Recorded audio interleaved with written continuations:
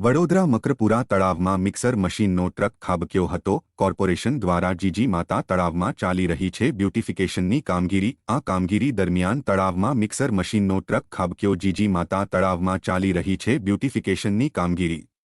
આ કામગીરી દરમિયાન તળાવમાં મિક્સર મશીનનો ટ્રક ખાબક્યો। કામગીરી દરમિયાન મિક્સર મશીનનો ચાલક રિવર્સ લેવા જતા દરમિયાન બની ઘટના। રિવર્સ લેતી વખતે થઈ ગયું હતું સ્ટેરિંગ લોક।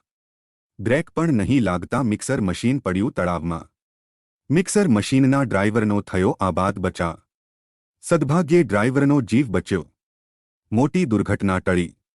છેલ્લા કેટલાક સમયથી શહેરોના અલગ અલગ સ્થળો પર બ્યુટિફિકેશનની કામગીરી ચાલી રહી છે। એક બાજુ કાળઝાળ ગરમી પડી રહી છે તો એક બાજુ તંત્ર સામે વરસાદ પહેલા તમામ સ્થળોની બ્યુટિફિકેશનની કામગીરી આટોપી લેવાની હોવાથી ખૂબ જ ઝડપથી કામગીરી થઈ રહી છે। એવામાં વડોદરા મકરપુરા તળાવમાં ચાલુ કામ દરમિયાન મિક્સર મશીનનો ટ્રક ખાબક્યો હતો। થોડો સમય કામ અટકી પડ્યું હતું।